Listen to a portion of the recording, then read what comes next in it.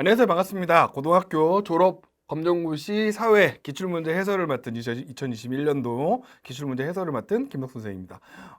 이 문제를 여러분들이 주로 언제 보시냐면 이제 시험 보기 직전에 이제 확인하는 차원에서 보시는데 이제 뭐 몇 년도가 되실지 모르겠지만 여러 번 시험을 보시는데 이 기출문제가 해설이 여러분에게 도움이 되기를 간절히 바라면서 이 문제를 시작해 보도록 하겠습니다.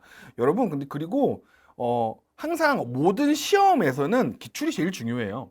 그러니까 기출을 대충 넘기고서 시험을 잘 보는 건 말이 안 되니까 여러분 꼭 이 기출 문제를 확인하시고 시험을 보셨으면 좋겠습니다. 그럼 지금부터 저와 함께 기출 문제 시작해 보도록 하죠. 잘 따라와 주세요. 오케이, 해봅시다. 이렇게 저도 이제 남사스럽고 간사한 멘트를 잘 쳐요. 자, 다음에 설명하는 거. 자, 공정한 분배의 기준이 되며 옳음, 공정성과 공평성 등의 유사한 의미를 갖고 있고 같은 것은 같게 다른 것은 다르게 대우하는 거. 보통 우리가 요 같은 것은 같게 다른 것은 다르게 대우하는 거 요거를 보통 아리스토텔레스가 이야기한 정의의 모습에 가깝죠. 아리스토텔레스가 이야기한 저스티스, 정의를 얘기하는 겁니다. 각자에게 각자의 몫을 주는 것도 똑같고요. 그래서 여기 보시면은 정의가 답이고요. 기본적으로 공정함과 그쵸, 여기 공정성, 공평성 이런 개념들이 정의의 개념의 핵심 개념이라는 걸 여러분 꼭 이해 좀 해주셨으면 좋겠습니다. 이 문장 자체가 너무 유명한 문장이에요. 같은 것은 같게 다른 것은 다르게 그럼 각자에게 각자의 몫을 이게 정의의 개념으로 정말 유명한 개념이기 때문에 여러분이 공부를 좀 하셨으면 공부를 제대로 하셨다면 이 문장을 보자마자 이거 아리스토텔레스고 요거는 정의에 대해서 이야기하는 거다라는 걸 느끼셔야 돼요. 예, 바로 아셔야 됩니다. 그러면 바로 다음 문제 넘어가죠. 2번입니다. 행복한 삶을 살기 위한 조건으로 적절하지 않은 겁니다. 질 높은 정주환경, 정주환경이라는 건 여러분 좁게 얘기하면 주거와 관련된 환경을 얘기하는 거고 넓게 이야기하면 뭐 사회 전체? 그러니까 예를 들면은 사회 경제 시스템 아니면은 뭐 정치 시스템 이런 것까지 전부 포함하는 개념이에요. 그러니까 당연히 어느 정도 당연히 질 높은 정주 환경은 되게 필요하죠. 그 다음에 이거가 문제겠죠. 딱 봐도 시민의 참여가 제한된 사회. 이 민주주의 사회에서 되게 말이 되나요? 예, 시민의 사회가 제한되면 안 됩니다. 모두가 참여할 수 있어야죠. 삶의 질을 유지할 수 있는 경제적인 안정. 네, 당연히 대부분 여러분들 느끼시겠지만 예를 들면 내가 학력이 낮고 아니면 뭐 학벌이 별로 좋지 않고 뭐 어쩌고저쩌고 저쩌고 이러쿵저러쿵 하는데 그런데 돈이 많아. 아주 많아. 돈이 아주 많아. 이러면 예. 그쵸. 그러니까 사실은 행복한 삶을 살기 위한 어찌 보면 가장 중요한 조건 중에 하나죠. 경제적인 안정. 당장 내일 먹을 게 없고 당장 이번 달 카드값을 메꿀 돈이 없어. 이러면 굉장히 우울해지는 거거든요. 자, 그래서 이건 필요하고요. 바람직한 삶에 대한 성찰을 바탕으로 한 도덕적 실천. 네. 우리가 뭐 꼭 나쁜 짓을 해야지 하고 사는 건 아니지만 어느 정도 착하게 살고 남을 위해 사는 게 우리 마음에도 편하죠. 사람이 올바른 일을 했을 때 오는 그 뿌듯함이라는 건 진짜 말할 수가 없답니다. 답은 2번입니다. 어렵진 않아요. 자, 3번. 다음에서 설명하는 것은 시간의 흐름에 따라 변해가는 삶의 모습을 여기 보시면 포인트는 뭐냐면 여러분의 삶의 모습을 단계별로 나타낸 거예요.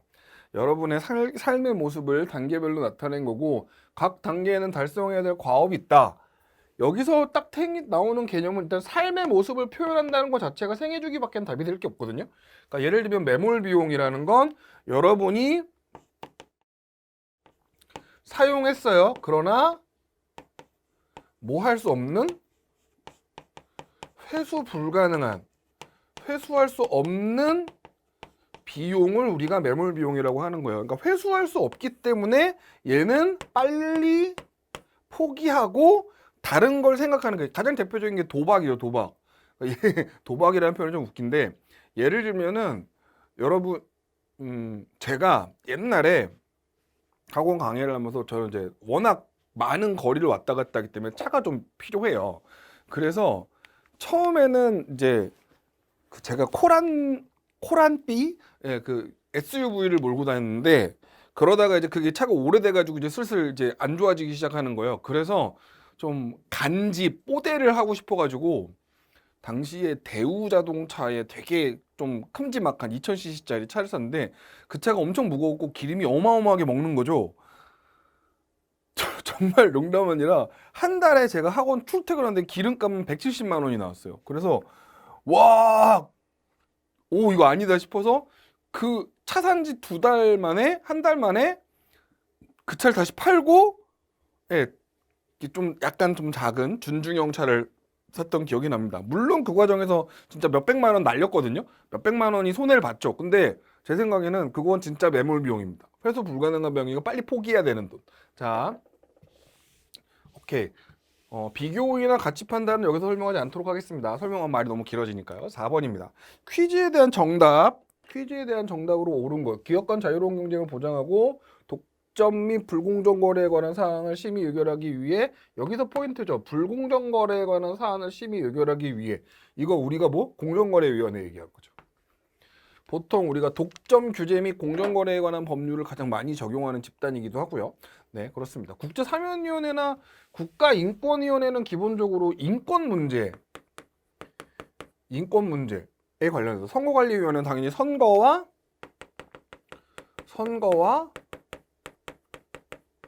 정당 관련 사무 문제들을 해결하는 게 보통 우리가 선거관리위원회죠. 국제사면위원회는 그냥 웃자고 넣은 것 같아요. 넘어가겠습니다. 답은 3번이고요. 자, 5번입니다.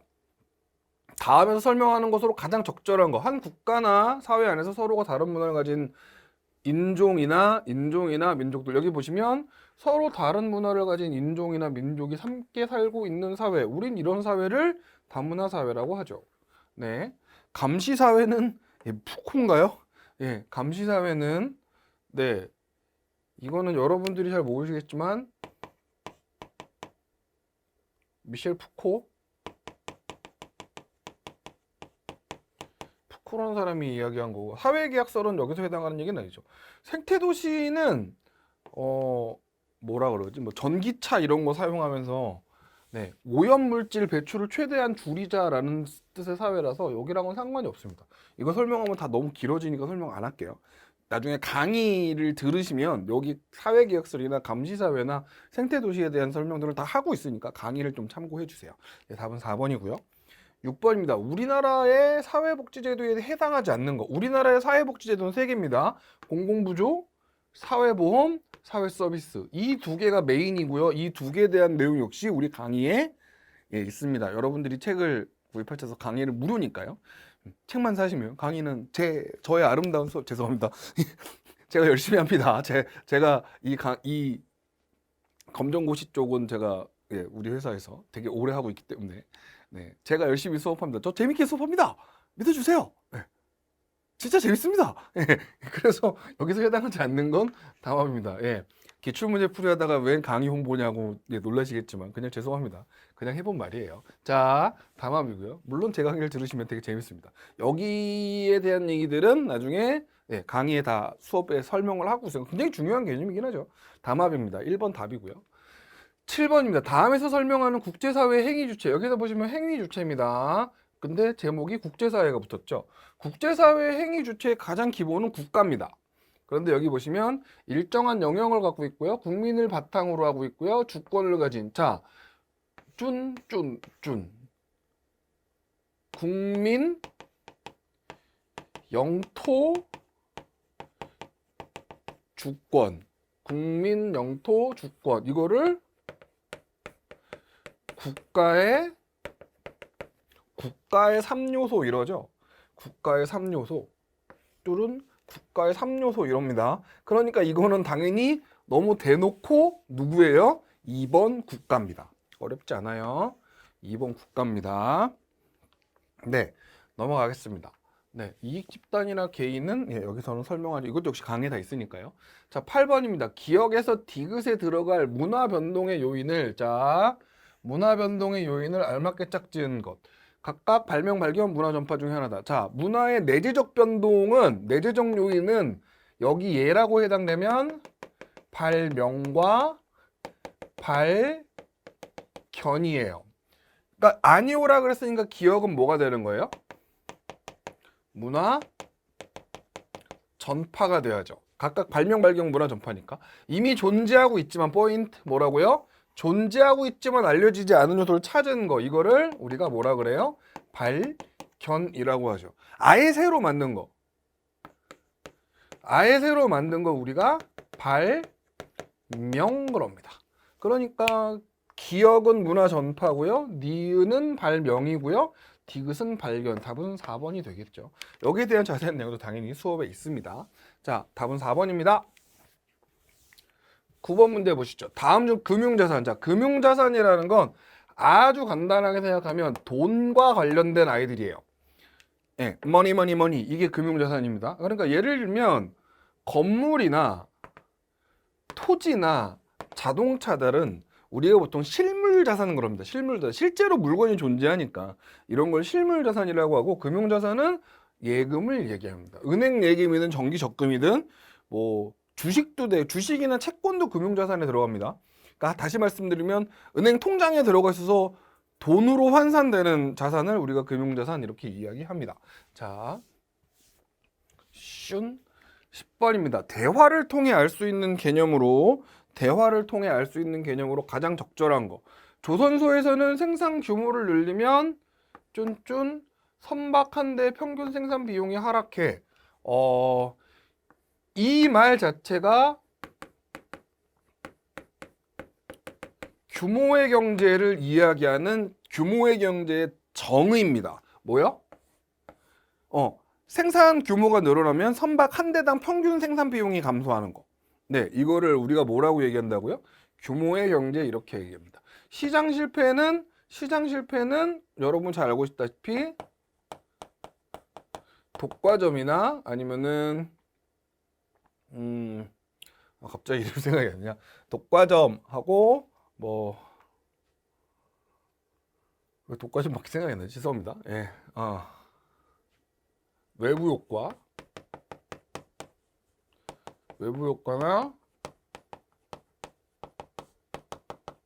공공재의 부족 현상 이런 것도 우리가 시장 실패 이렇게 얘기하고요. 소득재 분배는 됐고 스태그플레이션은 인플레이션하고 스태그네이션, 즉 물가의 상승과 물가 경기 침체 이 두 개가 합쳐진 표현이죠. 물가의 상승을 이야기하는 인플레이션하고 경기 침체를 이야기하는 스태그네이션 이 두 개의 단어가 합쳐져서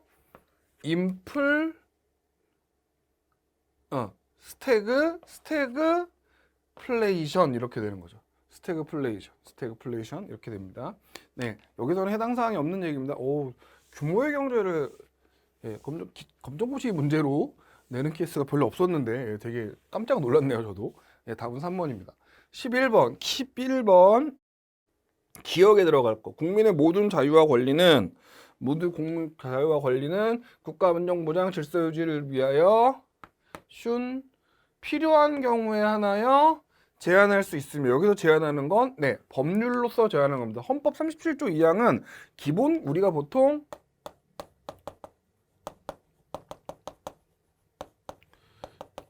기본권의 제한 조항으로 대단히 유명한 조항입니다. 그래서 법률로서 제한한 표입니다. 여기 뒤에 이 뒤에 제한할 수 있지만 단 뭐는 안 된다. 본질적인 내용은 제한할 수 없다 이렇게 이야기가 나옵니다. 본질적인 내용이라는 거 가장 대표적인 게 생명 같은 거죠. 아무리 국가가 개인의 권리를 제한할 수 있지만 가장 근본적인 권리 중에 하나인 생명을 국가 마음대로 한다든가 이런 건 안 됩니다. 네, 이렇습니다. 12번입니다. 신자유주의에 대한 설명으로 적절한 것을 보기에서 고른 것은 신자유주의에 대한 설명으로 적절한 것을 보기에서 고른 거. 자, 신자유주의니까 케인즈는 신자유주의자가 아닙니다. 신자유주의는 1980년대 이후에 등장한 사람으로요. 보통 가장 유명한 사람이 네, 갑자기 이름을 까면 왜 이러지? 예, 여기 1930년대 대공황이 등장하면서 등장한 건 바로 위에 있는 케인즈입니다. 케인즈입니다. 신자유주의 아니고요. 대표적인 정책으로 복지의 축소, 공기업의 민영화 이런 걸 듭니다. 정부의 지나친 시장 개입을 비판하고 민간의 자유로운 경제 활동을 옹호한다. 네, 이게 답이겠죠. 4번이겠고요. 이 신자유주의에 대한 내용을 설명드리려면 대단히 좀 어려운 개념입니다. 그래서 이거를 설명을 드리려면 좀 시간이 필요합니다. 그래서 네, 이것들도 조금 넘어가도록 할게요. 자, 오케이. 자, 13번입니다. 인권에 대한 설명으로 적절하지 않은 거. 인권은 인간이 가장 누려야 될 권리죠. 그러니까 보편성, 항구성, 불가치성의 특징이 있다.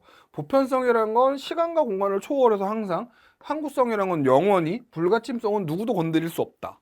누구도 건드릴 수 없다. 인간으로서 누려야 할 마땅한 기본적 권리.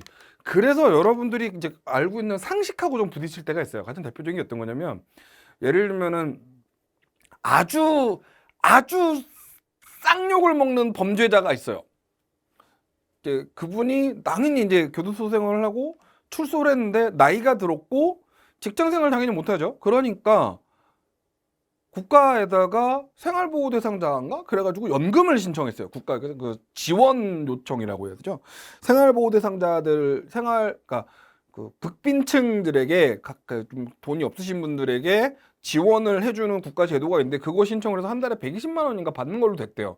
자, 어떠세요? 여러분 그 얘기를 듣자마자 저 범죄자한테 120만 예, 당연히 그렇게 생각이 되지만 어디에 측면에서 보면 인권이라는 입장에서 보면 굉장히 필요한 거는 사실입니다. 자, 현대사회에서 과거에 비해 인권의 영역이 축소되지 않았죠. 굉장히 높아지고 있습니다. 옛날에는 그냥 죽지만 않으면 인권이었다면 요즘에는 인간다운 최소한의 삶을 해줄 것을 요구하죠. 그러니까 예를 들면 과거의 인권은 자유권, 즉 뭐 간섭하지만 마세요. 요런 권리였다면 현대의 인권은 네. 현대의 권리는 사회권으로 네. 국가로 하여금 우리가 인간다운 뭘 할 수 있도록 삶을 살 수 있도록 도와라. 이게 사회권의 영역이라서요. 전혀 다른 얘기죠. 자, 국가의 법으로 보장되기 이전부터 자연적으로 주어진 권리다. 자연적으로 주어진 권리다. 자연적으로 주어진 거 맞죠? 그러니까 답은 3번이 되겠습니다. 자, 3번이요. 뿅. 14번입니다. 다음과 같은 전통적인 생활 양식을 볼 수 있는 지역의 기후, 열기와 습기를 피하기 위해 집을 띄어서 짓고요. 여기서 포인트는 뭐냐면 습기를 피하는 거예요. 습기. 열기와 습기를 피하기 위해 집을 띄어 짓는다. 요거 여러분 잘 모르시겠지만 고상가옥이라고 해서요. 요렇게 돼 있고 집은 요렇게 돼 있고 요렇게 마루가 있으면 여기에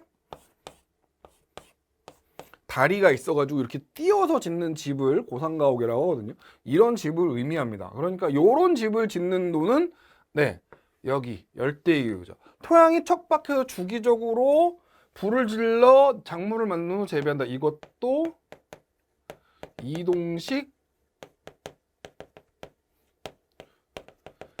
이동식 화전농업 이렇게 얘기하고 이것도 전형적인 열대기후 지역의 특징입니다. 예, 열대기후 지역의 특징입니다. 기억해 주세요. 비가 워낙 많이 오고 습기가 많고 덥기 때문에 집을 땅바닥에다 지으면 여러분 습기 많은데 집 지으면 큰일 나는 거 아시죠? 예? 15번입니다. 답은 그래서 1번이고요. 15번 열섬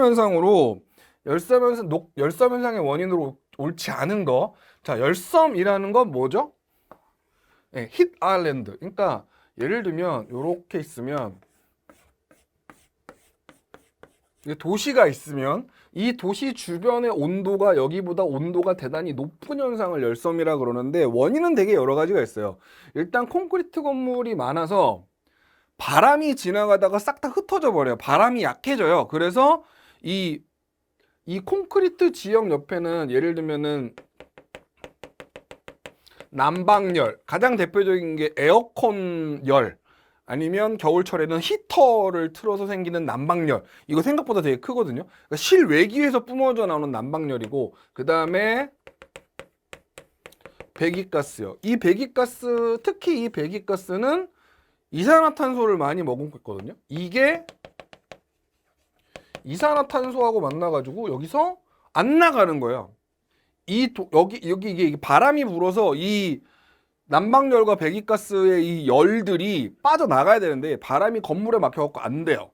그러니까 배기가스 배출, 콘크리트 건물. 그 다음에 차라리 이 바닥에 숲이 있고 녹지가 있으면 이 열들을 이제 이 숲이 해결해 줄 텐데 그것도 없고 생 아스팔트밖에 없으니까 진짜 안 되는 거죠. 그래서 녹지가 면적이 늘어서 열섬이 원인으로 볼 수는 없습니다. 녹지가 있는 곳에는 네, 열섬이 약해지죠. 답은 1번입니다. 16번 명예살인과 식인풍습. 명예살인, 식인풍습 이거는 이제 우리가 보통 뭐 얘기할 때 나오는 거냐면 극단적인, 이것도 수업 때 언급할 텐데요. 극단적 문화상대주의 언급하는 거거든요. 자, 그래서 여기서는 여기 보시면 시대와 사회를 초월해서 모든 사람이 추구하고 따라야 될 행위의 원칙. 우리는 이걸 뭐라고 얘기하냐면 여기 나왔네요. 보편윤리 이렇게 얘기합니다. 보편이 무슨 뜻이죠? 시간과 장소를 초월해서 예스. 이게 보편이니까 보편윤리라고 보시면 되고 답은 그래서 2번입니다. 명예살인은 뭐냐면 이슬람 지역에서 지금은 없을 거라고 추정합니다만 가끔 뉴스가 나와서요. 그 여자들이 예를 들면은 그러니까 자기 가족 이외, 자기 형제나 부모나 자기 남편이나 자식들 이외의 사람한테 맨 얼굴을 보이면 안 되는 거거든요. 그래서 이제 히잡 같은 걸 쓰죠. 만약에 그런 걸 보이거나 아니면은 뭐 여자가 뭐 밖으로 나서 사회생활하면 집안 망신시켰다 그래서 그 집안 남자들이 그 여자를 죽이는 풍습이에요. 이게 명예살인이거든요. 아까 아무리 잘 봐주려 그래도 사람을 죽이는 풍습을 정당화할 수는 없죠. 그래서 예, 욕먹는 풍습입니다. 답은 그래서 다시 말씀드리면 2번이고요. 17번 다음에서 설명하는 것으로 가장 적절한 거. 산업화로 인해 공정 자도화가 이루어졌지만 여기 인간을 마치 기계의 부속품처로 여기게 돼서 노동에서 얻는 만족감이나 성취감이 약화되는 현상, 요거 인간 소외입니다. 여기서 포인트는 인간을 기계 취급한다는 거죠. 인간을 기계 부속품 취급해서 인간으로서의 정체성이나 인간으로서의 존재의 의미를 그냥 날려버리는 거예요. 그러니까 여러분은 잘 생각해보세요. 이 강의를 들으시는 여러분, 저 포함해서 여러분이나 저는 세상에 태어난 의미가 있을 거 아니에요. 제가 예를 들면 이 시대 에듀라는 이 기업의 검정고시 강의를 찍기 위해서 태어난 건 아니잖아요. 그죠? 근데 그런 것들을 기계 부속품으로 취급하는 요거를 우리가 인간 소외 현상 이렇게 이야기합니다. 답은 2번이고요. 18번 기억에 들어갈 것으로 적절하지 않은 거. 세계화에 따라 지역 간 교류와 협력이 강화되면서 뉴욕, 런던, 도쿄, 파리 무슨 저기 패션쇼 하는 데들이네요. 네, 뉴욕 컬렉션, 런던 컬렉션, 도쿄 죄송합니다.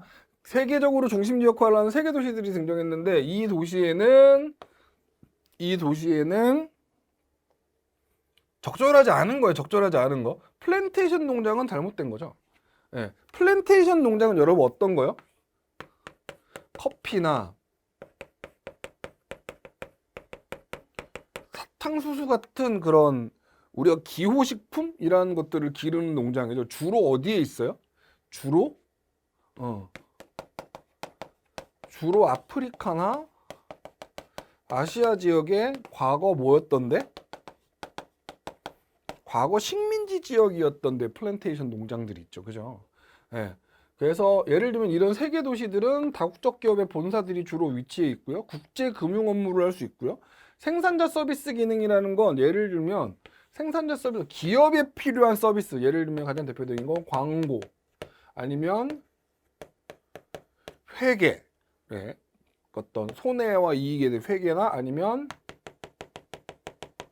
법률 서비스, 금융 서비스, 인쇄 등 이런 서비스들을 우리가 생산자 서비스라고 얘기해요. 그러니까 광고는 잘 생각해보세요. 개인이 광고할 일이 뭐가 있어요? 법률 같은 것도 개인보다는 기업 쪽이 부딪힐 일이 많죠. 그러니까 이런 서비스들을 주로 대도시들이 있습니다. 그러니까 이렇게 가끔 영화 같은 거 보면 뉴욕에 아주 유명한 법률가, 법인들이 뉴욕 같은 데 위치하는 게 그런 이유죠. 자, 19번입니다. 18번에 답은 1번이고요. 19번이요. 다음에 설명하는 자원.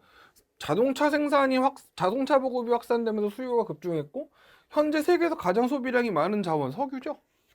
네, 이거는 볼 것도 없습니다. 자동차 보급에 석탄을 넣을 리는 없고요. 자동차 보급에 풍력 발전을 할 이유도 없습니다. 풍력이란 건 바람입니다. 천연가스는 자동차에 쓰긴 합니다만 석유만큼은 아니죠. 천연가스도 자동차가 있긴 있어요. LPG 자동차. 답은 3번입니다. 20번. 지도에 표시된 가지역인데 여러분 책에서는 보시면 알겠지만 여기에요.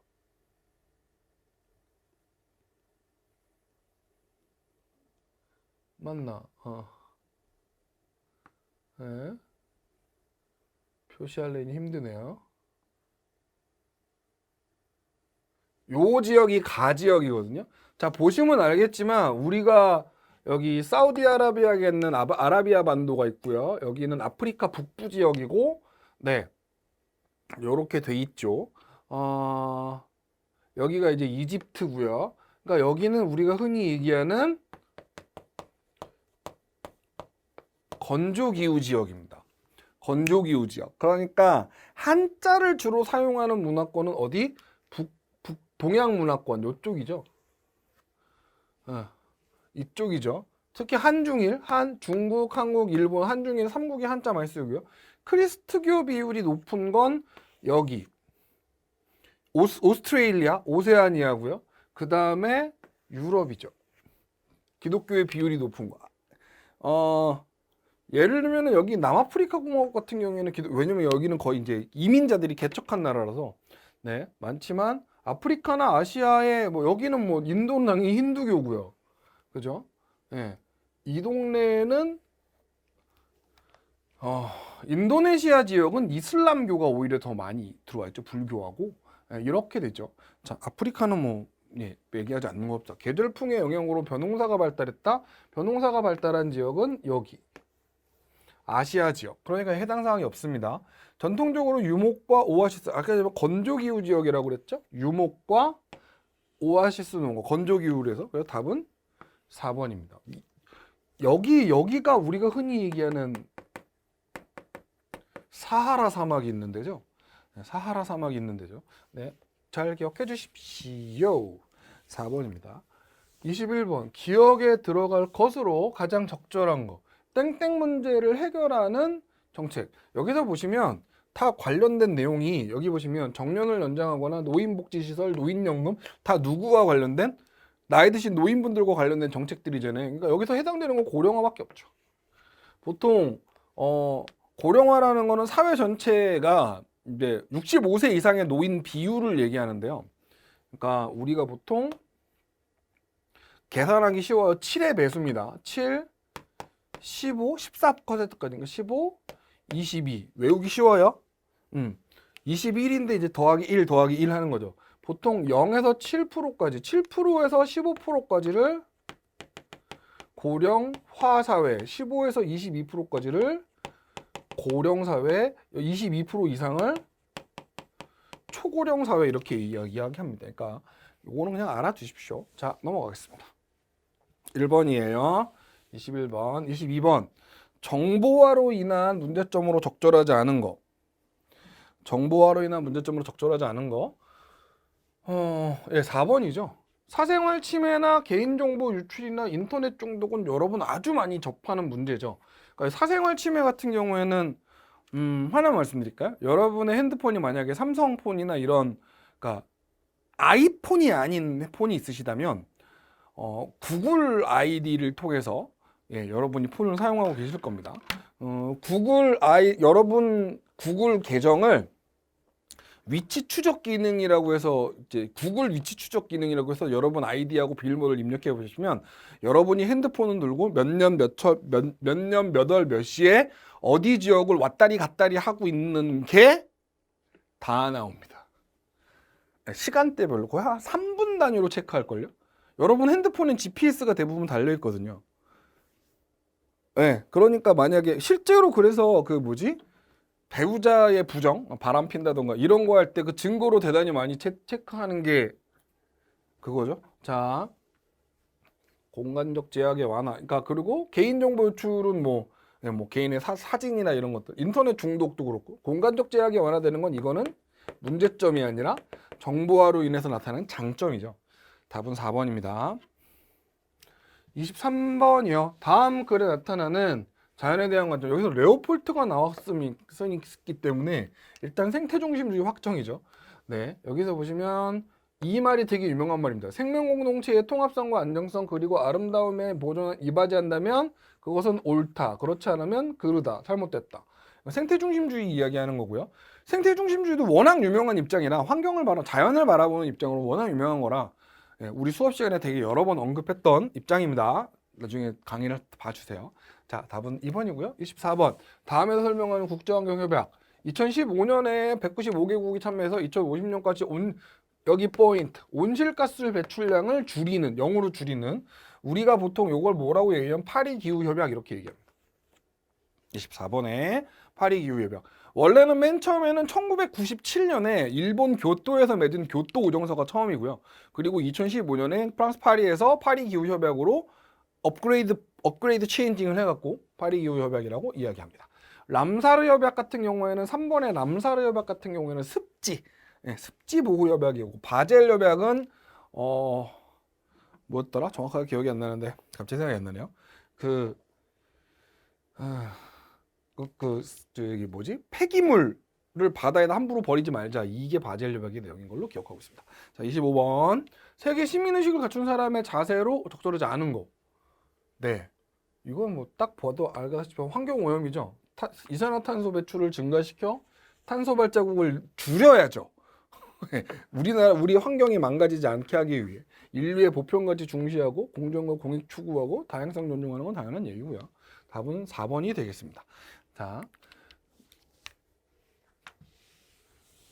자, 이렇게 해서 여러분 고등학교 졸업 검정고시 2021년 1회 사회 문제를 다 해설을 했고요. 나중에 여러분에게 아주 좋은 결과가 있기를 항상 기도하겠습니다. 오케이, 수고하셨습니다. 나중에 또 봬요.